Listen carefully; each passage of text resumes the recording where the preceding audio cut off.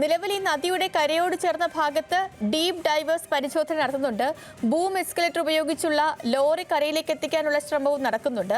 ഈ പ്രദേശത്ത് ഇപ്പോൾ സരീഷിനെ കാണുമ്പോൾ തന്നെ അറിയാം, അവിടെ വലിയ മഴ, അതിശക്തമായ മഴ നിൽക്കുന്നു.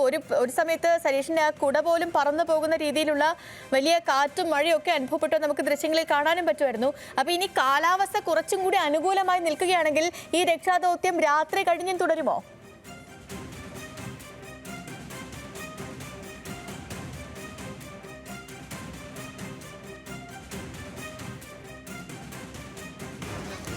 നേരത്തെ നമ്മൾ MLA സംസാരിച്ചപ്പോൾ ഈ രക്ഷാപ്രവർത്തനം ഏറെ വൈകിയും തുടരും എന്ന് തന്നെയായിരുന്നു അറിയിച്ചിരുന്നത്.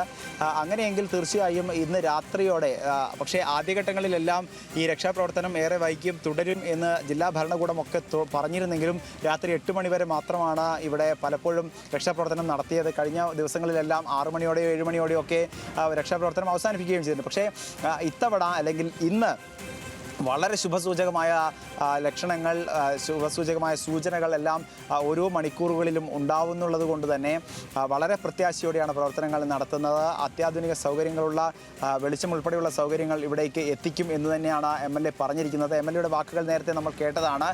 അതിൽ കൃത്യമായി പറയുന്നത് ഇന്ന് തന്നെ ഈ കാര്യത്തിൽ ഒരു തീരുമാനം ഉണ്ടാക്കും. അതായത് ഈ ലോറി ആരുടേതാണ്, അത് പുറത്തേക്ക് എടുക്കുന്നതുമായി ബന്ധപ്പെട്ട കാര്യങ്ങൾ എന്തൊക്കെയാണ് എന്ന കാര്യത്തിൽ ഇന്ന് തന്നെ ഒരു തീരുമാനം ഉണ്ടാക്കും എന്നാണ് ഇപ്പോൾ കാർവാർ MLA കൂടി പറഞ്ഞിരിക്കുന്നത്. അങ്ങനെയെങ്കിൽ തീർച്ചയായും രാത്രി ഏറെ വൈകിയുമുള്ള മണ്ണ് നീക്കൽ ഉൾപ്പെടെ നടക്കും. ഒരുപക്ഷെ സ്ഥിരീകരണം രാത്രിയോടെ തന്നെ എത്താനുള്ള സാധ്യതയുമുണ്ട്.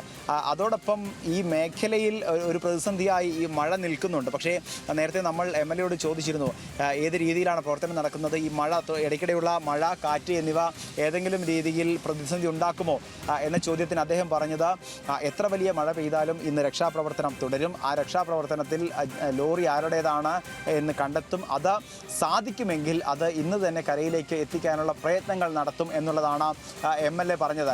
അതിൻ്റെ ഭാഗമായി തന്നെ എപ്പോഴും ആശങ്കയായി നിൽക്കുന്നത് ഈ തുടർച്ചയായി മണ്ണിടിച്ചിൽ അല്ലെങ്കിൽ മഴ പെയ്താൽ നേരത്തെ ഉണ്ടായ ലാൻഡ് സ്ലൈഡ് ആവർത്തിക്കപ്പെടുമോ എന്നൊരു സംശയം ഉണ്ടായിരുന്നു. കാരണം ഈ ഇടത് ഭാഗം ഇപ്പോഴും കുതിർന്ന നിലയിലാണ്. എവിടെയെങ്കിലും ചെറിയൊരു അനക്കമുണ്ടായാൽ അത് ഒന്നാകെ തിരിച്ച് വീണ്ടും റോഡിലേക്ക് എത്തുന്ന സാഹചര്യമുണ്ട്. അപ്പോൾ അത് ഒഴിവാക്കുന്നതിൻ്റെ ഭാഗമായി മണ്ണിൽ അല്ലെങ്കിൽ ഇടതുഭാഗത്ത് മുഴുവനായി ഇത്തരത്തിൽ ഈ സിമൻറ്റ് കൊണ്ട് അല്ലെങ്കിൽ സിമൻറ്റ് ഡിവൈഡറുകൾ കൊണ്ട് അവിടെ അടച്ചിട്ടുണ്ട്. ഇപ്പോൾ MLA ഉൾപ്പെടെയുള്ളവർ ആ സ്ഥലത്തേക്ക് വീണ്ടും പോവുകയാണ്. നേരത്തെ ഇവിടെ എത്തുകയും വീണ്ടും ഈ പലതവണ അങ്ങോട്ടേക്ക് പോവുകയും ഒക്കെ ചെയ്തിരുന്നു. ജില്ലാ ഭരണകൂടവുമായി ഇടയ്ക്കിടയ്ക്ക് ചർച്ചകൾ നടത്തുന്നു. അടുത്ത നീക്കങ്ങൾ എന്താണ് എന്ന് അവരുമായി ചർച്ച നടത്തുന്നു. അങ്ങനെ ഓരോ നിമിഷവും വിലപ്പെട്ടതാണ് എന്ന ബോധ്യം എല്ലാവർക്കുമുണ്ട്.